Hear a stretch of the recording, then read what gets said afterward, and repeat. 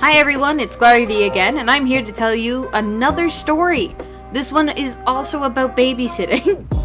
And it's always nice to talk and vent and just be here with you guys. Remember to like and subscribe, and tell me what your favorite animal is. I like dogs and cats mostly, but crows are also pretty cool. So this is a less bad story about babysitting, but it's still pretty bad. I have a million stories about babysitting, to be perfectly honest with you, but I'm only going to share the best ones. So, again, I was a child, AFAB, female presenting, and always hard up for cash. Because I was a kid, and not many kids have jobs or career options, or the ability to make fast cash. So my only options were either to babysit, or be a carny. That's another story though. This particular babysitting gig was one that my parents had set up for me because they wanted their friends to have a babysitter they could trust.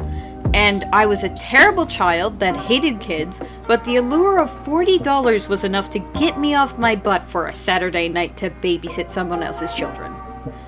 I met the parents, let's call them Mr. and Mrs. East, and they were very friendly. Their home felt like a home. It was littered with kids' toys and books.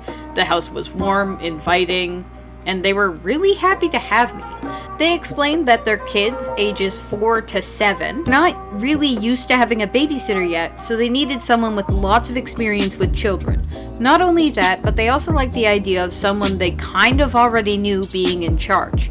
Before they left, they told me that dinner was leftover pizza, and that their cat would probably be home after dark, and her dinner was actually stored in the upper level of the basement. So just let her in the back door, give her a spoonful of food, and everything should be fine.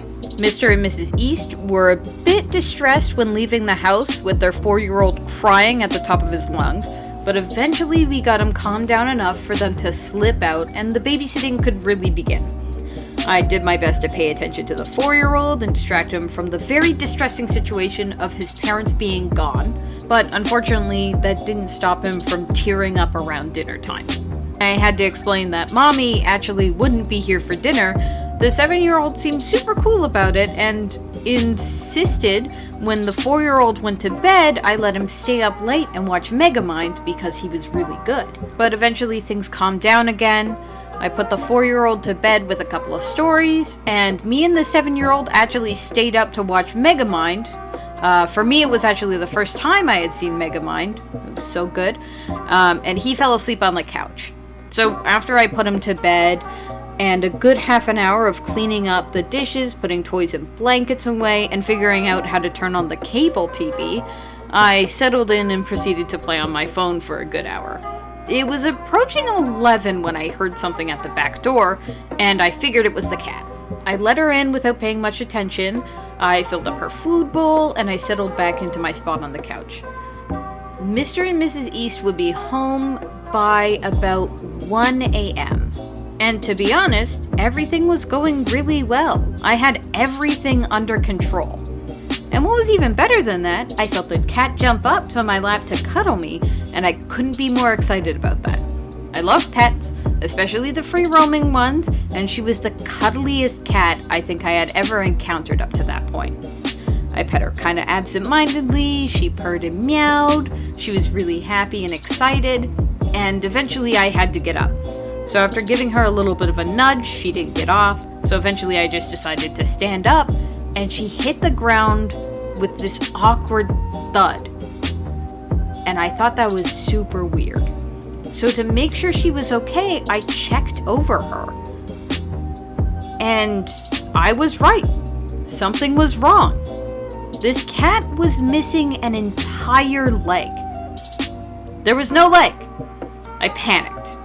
I searched the entire downstairs. I even searched parts of the basement. I looked outside in the backyard. You couldn't stop me from hyperventilating. This cat's leg was gone, and I was determined to find it. The thing is, dog attacks aren't exactly uncommon in this neighborhood. We also had a string of pets being mutilated around this time as well. Teenagers could also be a possibility on why the cat's leg was gone. My mind was soup, going into overdrive, just hoping that I could help this cat out in any way that I could. But I wasn't really helping. Really, I was just panicking and pacing around the living room. I didn't want to scream or yell or do anything like that because I might wake the kids. And what's worse than, losing a cat's leg in the middle of your babysitting gig? Traumatizing the kids that also like the cat. Like, this is a family cat. So if I were to wake them up and they were to see that it didn't have a leg, I would also traumatize them. So I tried to keep a lid on it as much as possible, but really I was freaking out to the highest ability. I didn't know what I was supposed to do. So instead of handling this all by myself, I decided to call my friend that had cats. I don't think at the time they had any three-legged cats, but the thing was I just had to call them and see if they had any advice at all. It was not helpful at all. They did nothing to help me, to be honest. They only filled my panic-filled head with more possibilities and even suggested that the parents might blame me for the cat missing its front leg and explained that after a cat's leg is gone, it can't be reattached and it will cost them hundreds in vet's bills that they decide that I might have to pay.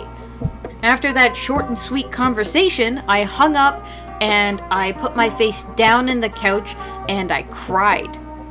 And the cat that I was certain I had mutilated permanently comforted me as best she could as I counted every single minute until 2:15 a.m.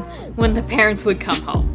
As soon as I heard that door open, I rushed over to them and I felt so bad.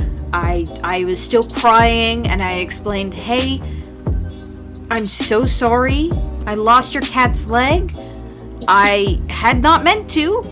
Honestly, I would babysit for free for the rest of my life if it meant I wouldn't be charged with the vet bills because I couldn't afford it and I don't think my parents could afford it either, but I would repay them as best I could for the surgery for the cat. I want her to live. I want her to be okay." And Mr. and Mrs. East were really confused. And they even looked very panicked. So Mr. East actually went to check on his cat and he kind of started to laugh at me. Like, full on. I was very embarrassed.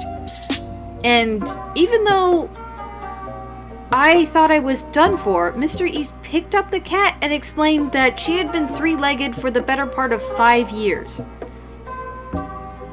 It was actually an accident when they first moved into the neighborhood. They had been debating on whether or not she should be an indoor or outdoor cat, and on the first trial run of her being outside, she got hit by a car. They had amputated her leg to save her from infection, and they decided that she would be better off as an outdoor cat even though she had 3 legs. And they were even surprised that I hadn't put that together since she seemed happy, calm, and more importantly, wasn't bleeding. In the end, I felt like a total idiot. I thanked them for understanding, and I told them that the kids went down fine. They explained to me that it was no big deal about the cat, and they were happy to let me babysit again. And then I walked home in the middle of the night and told everyone the story the next Monday over pizza and a Coke in the school hallway. And even though I thought I had gravely injured a cat, that was probably my best babysitting gig ever.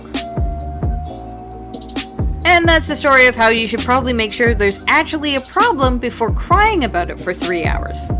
Anyway, this is Gargity once again telling you to stay safe, stay home, and pet your cat, and scratch that spot you know they can't reach. Remember to like and subscribe if you want. I promise it's free.